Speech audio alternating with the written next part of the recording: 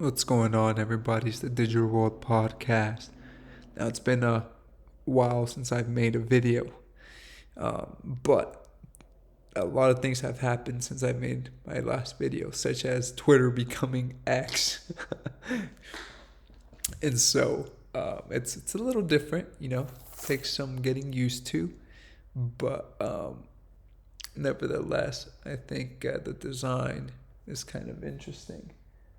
Um, Anyways, we'll see what happens with this. But remember, there's a lot of symbolism out there, and so the X. If you look at the Freemason symbol, you can see that there's like the compass intertwined in V shapes, and if you look at the X, it's it has a thin strike and a thicker strike, and so it makes you wonder like.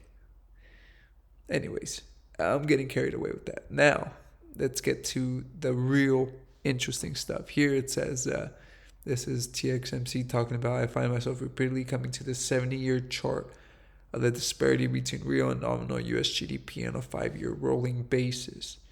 Nominal GDP is juiced to the moon, which is the red one. But the peak of real GDP growth in dollar terms was all the way back in 2000, right here. So you see the real GDP, it peaked in 2000. It's just made lower highs, or almost lower highs. But people wonder about increasingly obvious social decay, youth malaise, high time preferences, and the resurgence of populist politics. There is a thrum in many people's stomachs that their world doesn't feel right. They've been continually hosed in real terms since last century, and all they've got to show for it are flatter TVs and faster devices. So, folks, real GDP has gone down. Well, nominal GDP has gone up. So, you might think things are going up in price and stuff, but in reality, when you compare, adjusted for inflation, you see that you've actually been losing. You've been getting stolen from, and people don't, because it's a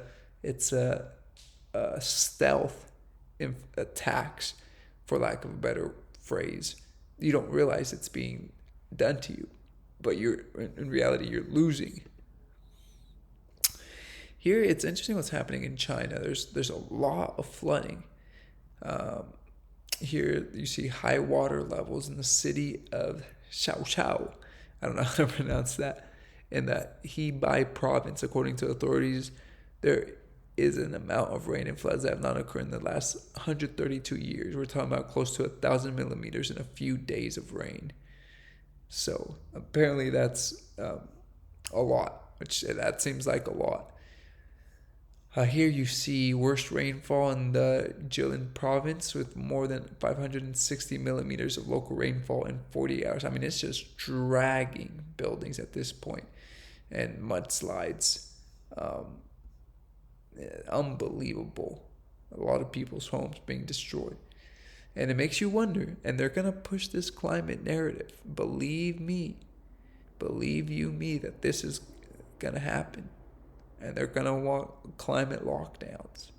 It's not a matter of if it happens, it's when it happens, folks.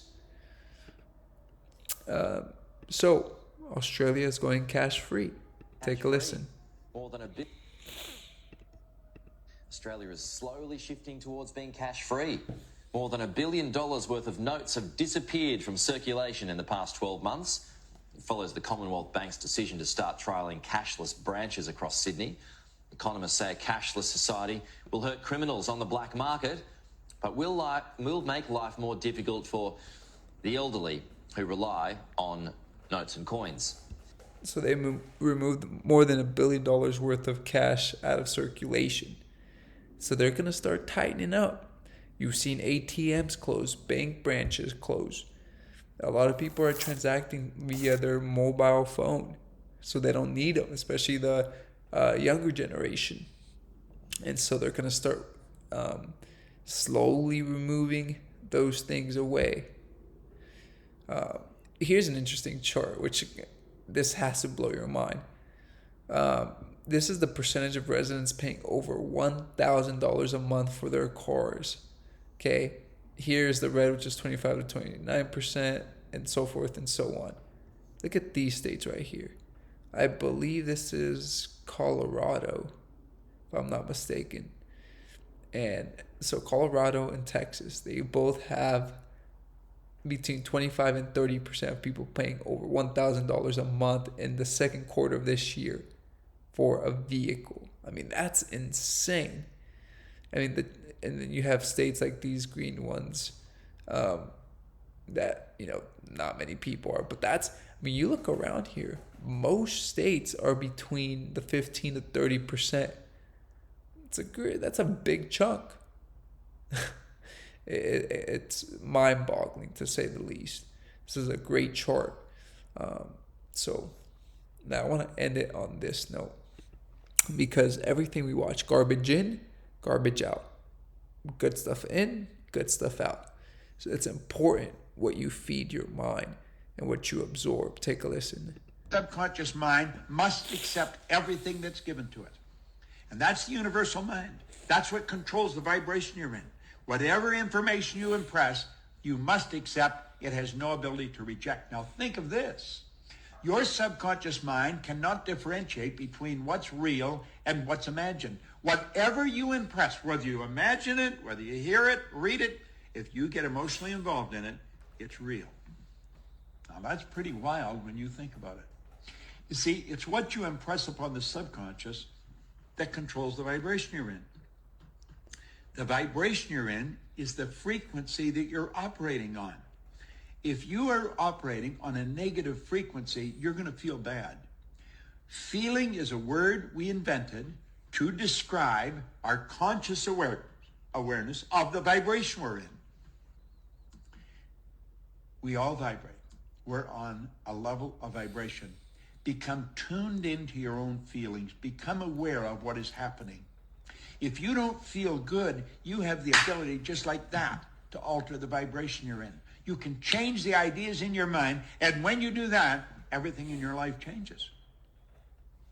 So, it's very important what you consume, what you bring in, what you get involved in. It may seem so trivial, so insignificant, but in reality, it just takes one little bit at a time to make a big change. And so, I'll leave you with that. Thank you for watching.